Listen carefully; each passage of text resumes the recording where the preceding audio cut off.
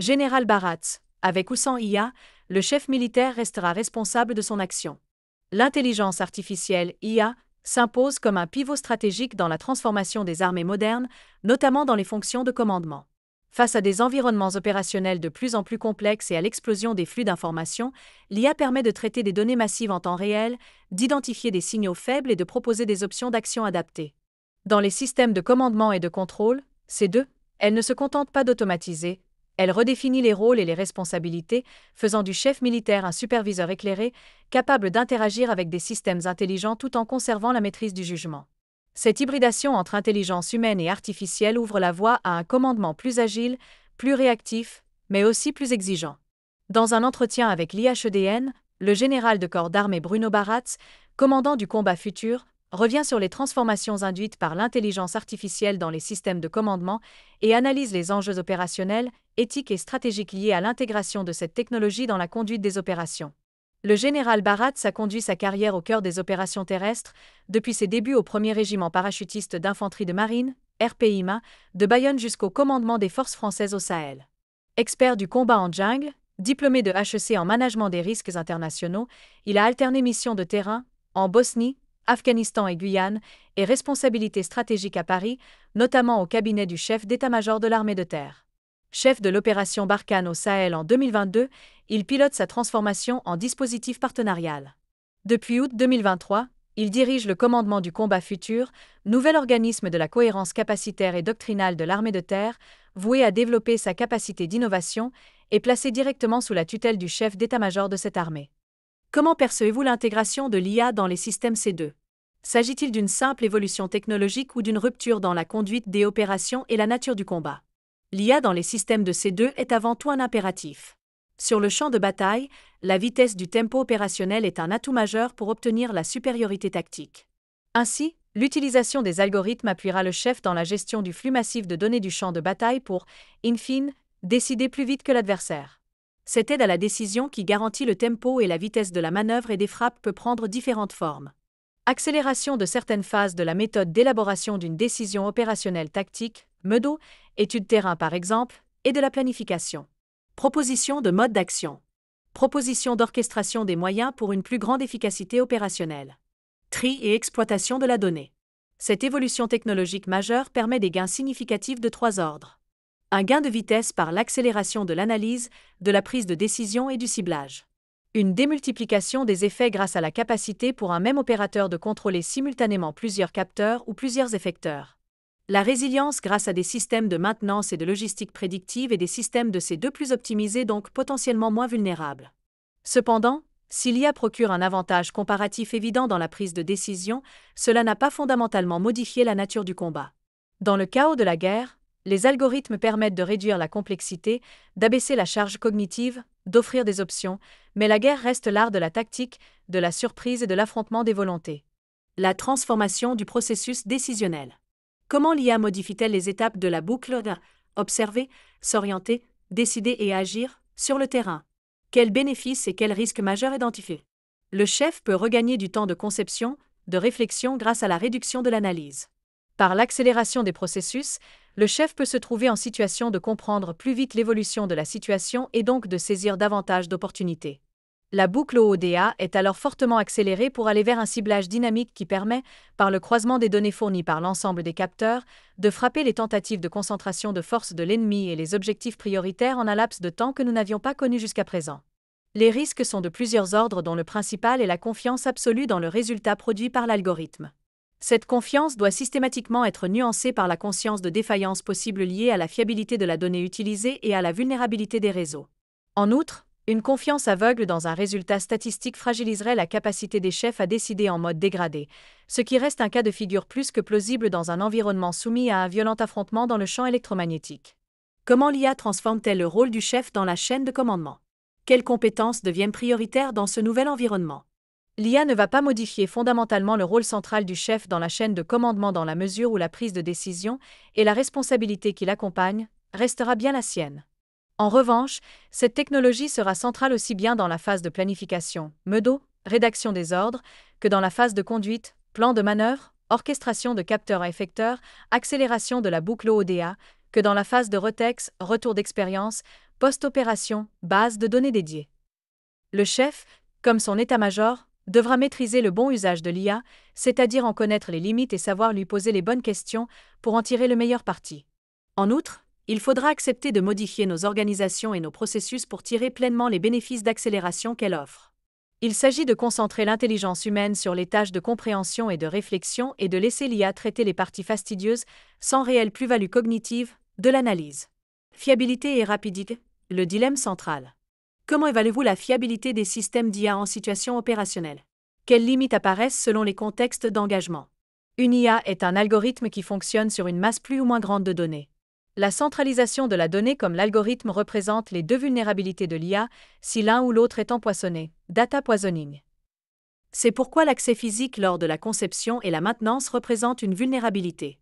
Ces limites ne doivent pas nous freiner dans ce virage technologique, il faut en avoir conscience et s'en prémunir en vérifiant régulièrement la qualité des résultats. La limite principale en contexte d'engagement terrestre est liée à l'énergie. Sur un champ de bataille déstructuré, il faudra être en mesure de faire tourner tous nos systèmes et un algorithme, s'il doit traiter une très grande masse de données, est particulièrement énergivore. Il est donc impératif de débuter le travail par l'analyse de la donnée du champ de bataille pour déterminer celle qui est vraiment utile pour l'exploiter sur place ou la faire remonter et la traiter. La frugalité des IA constitue un enjeu majeur pour le combat terrestre où l'impératif de discrétion dans la zone des combats ne permettra pas d'alourdir la logistique et encore moins d'exploiter des générateurs électriques thermiques. La rapidité offerte par l'IA peut-elle nuire à la qualité du jugement militaire? Au contraire, je pense que l'IA, en prenant des tâches ancillaires qui représentent une charge cognitive importante, va permettre aux militaires de prendre du recul sur les événements. Il va pouvoir bénéficier d'une analyse de données rapide et fiable ou de systèmes d'alerte lui permettant de rester performant dans les périodes de moindre concentration. En revanche, il doit veiller à conserver son esprit critique pour ne pas tomber dans le travers de la paresse intellectuelle qui conduirait à la validation automatique du résultat produit par l'algorithme.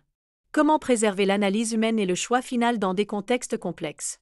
Si l'apport de l'IA est indéniable, l'analyse humaine restera indispensable, particulièrement dans la phase de planification de l'opération qui se fait généralement moins dans l'urgence que la conduite. En effet, certaines données sont difficilement modélisables, état d'esprit du chef militaire qui est face à nous, culture militaire de l'adversaire, état de la société adverse et soutiens extérieurs du pays. Il existe certains processus qui nécessiteront une analyse issue des sciences sociales, plus difficile à modéliser précisément, et une créativité difficile à mettre en équation. Au niveau tactique, l'emploi de l'IA sera plus large et il sera impératif de s'entraîner régulièrement avec ces nouveaux outils pour progressivement apprendre à les maîtriser. Des entraînements, au travers de simulations et de jeux de guerre, permettront sûrement de nous y aider en confrontant les officiers à des situations non conformes qui permettront d'identifier les limites de ces nouveaux outils. La question cruciale de la responsabilité. Dans l'hypothèse d'une erreur grave liée à une recommandation d'un système d'IA, comment la chaîne de responsabilité est-elle mise en œuvre dans l'armée? Dans quelle mesure l'IA complexifie la répartition des responsabilités entre les différents niveaux de commandement? Le chef militaire restera toujours responsable de son action, avec ou sans utilisation d'IA. C'est donc bien pour cela que cette utilisation doit être cadrée en amont pour ne plus avoir à se poser de questions dans le feu de l'action. L'IA ne doit pas par ailleurs complexifier les responsabilités entre les différents niveaux de commandement dans la mesure où à chacun de ces niveaux se trouve un chef qui gardera la pleine responsabilité de sa décision.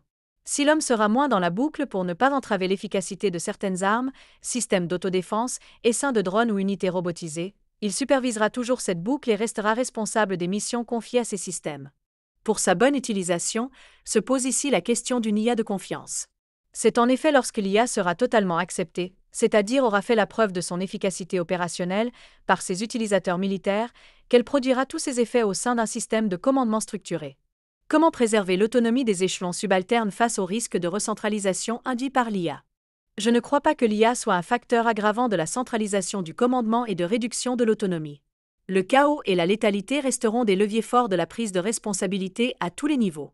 Bien au contraire, le besoin d'accélération des prises de décision, frappe au-delà des vues directes ou dans la profondeur, neutralisation d'une attaque adverse, imposera que chaque échelon puisse saisir des opportunités, surtout si la connectivité n'est pas totalement assurée.